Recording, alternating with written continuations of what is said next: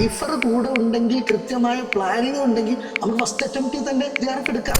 Paper 1 എനിക്ക് പൂർണ്ണമായിട്ടും ഐഫറിന്ന് കിട്ടിയതാണ്. ഐഫറിന്റെ മെറ്റീരിയലേ ഞാൻ വായിച്ചിട്ടുള്ളൂ, ഐഫറിന്റെ റെക്കോർഡഡ് ക്ലാസ്സേ ഞാൻ കേട്ടിട്ടുള്ളൂ. ഹലീംബായുടെ പ്രിപ്പറേഷനിൽ ഐഫർ എത്രത്തോളം യൂസ്ഫുൾ ആയിരുന്നു? എങ്ങനെയായിരുന്നു ഐഫറിന്റെ ഇമ്പാക്ട്? ഞാൻ ഈ പറഞ്ഞ പോലെ നെറ്റിന് ജോയിൻ ചെയ്യുമ്പോൾ തന്നെ എനിക്ക് നെറ്റിനെ പറ്റി വലിയ ഐഡിയ ഒന്നുമില്ല.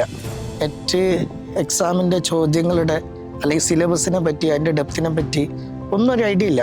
പിന്നെ ഐഫറിൽ ജോയിൻ ചെയ്തതിന് ശേഷമാണ് ഇങ്ങനെ ഒരു ജനറൽ പേപ്പർ ഉണ്ട്, പേപ്പർ 1 ഉണ്ട്, പിന്നെ അറബിക്ക് അതിൽ 100 മാർക്ക് അതിൽ നിന്ന് നമ്മൾ അതിനുള്ള ചോദ്യങ്ങൾ അതിലുണ്ട് എന്നൊക്കെ മനസ്സിലാക്കിയത് ശേഷം പിന്നീട് ഐഫറിൽ ജോയിൻ ചെയ്തതിന് ശേഷമാണ്.